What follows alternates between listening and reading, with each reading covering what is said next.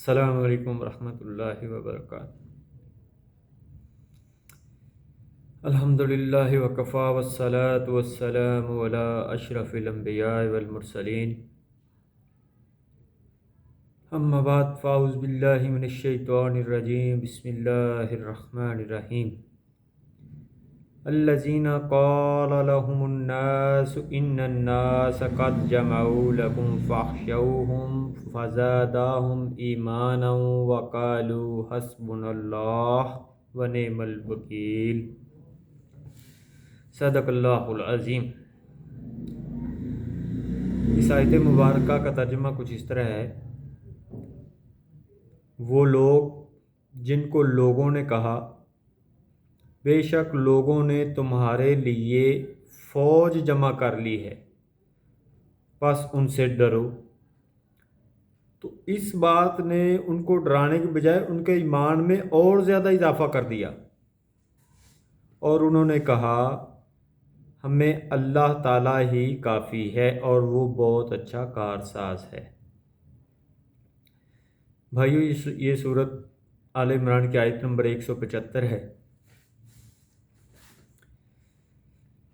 تو قرآن کریم کو اللہ تعالیٰ نے ہمارے لیے شفا اور رحمت بنا کے بھیجا ہے۔ اس کا ایک ایک لفظ، ایک ایک آیت ہمارے لیے باعث رحمت ہے، باعث شفا ہے۔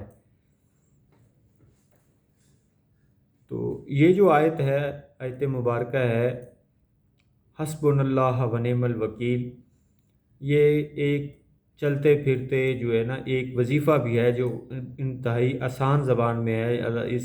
یہ بہت برکت والا وظیفہ ہے۔ اس کو چلتے پھرتے انسان پڑھتا رہے تو اس کا بہت زیادہ فائدہ ہے۔ جیسا کہ حدیث مبارکہ میں آتا ہے، رسول اللہ صلی اللہ علیہ وآلہ وسلم نے فرمایا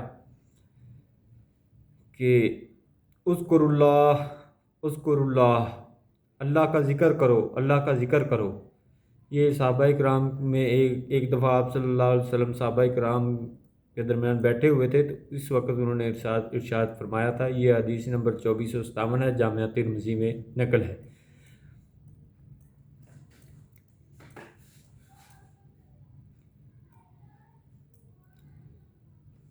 ذکر کی بہت زیادہ طاقت ہے۔ اصل طاقت یہ ہے کہ آپ شیطانی اثرات سے بچ جائیں اور آپ کا جو جسم ہے یہ کسی بھی قسم کے نقصان سے، کسی بھی قسم سے آفت سے یہ محفوظ رہے۔ اس لیے جو بھی آپ ذکر کریں وہ انشاءاللہ تعالیٰ آپ کو فائدہ دے گا، اور اس میں بے پناہ طاقت ہوگی، اور وہ آپ کو شیطانی اثرات سے، آفات، بلیات اور ہر قسم کے نقصانات سے بچائے گا۔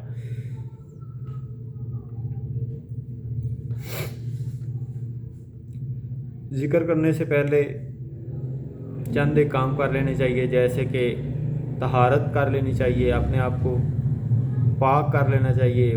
پاک کس طرح انسان ہوتا ہے؟ اب وضو کرے، وضو کر کے انتہائی خوبصورت طریقے سے وضو کرے۔ وضو کرنے کے بعد ایک جو ہے، اگر نماز کا ٹائم ہے تو نماز پڑھے، اگر نہیں تو ایک کونے میں بیٹھ کے مسجد میں بیٹھ جائے، چلتا پھرتا جدھر بھی ہے وضو کر کے جو ہے نا وہ کوئی بھی ذکر پڑھتا رہے، تو وہ جو ہے اللہ تعالیٰ اس کو بہت زیادہ اجر و ثواب دیتے ہیں۔ اگر کوئی میرا بھائی، میری بہن یا میری والدہ، میرے بزرگ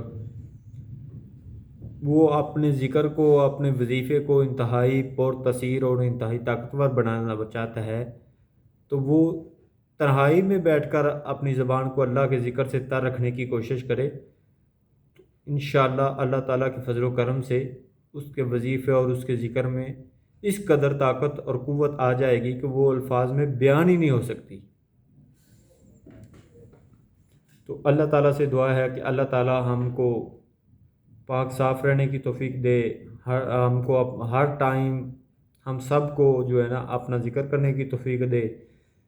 اللہ تعالیٰ ہمیں اس پر عمل کرنے کی توفیق دے، اور اللہ تعالیٰ نیکی کے کاموں میں بڑھ چڑھ کر حصہ لینے کی توفیق دے۔ آمین ثم آمین۔ جزاکم اللہ خیرہ۔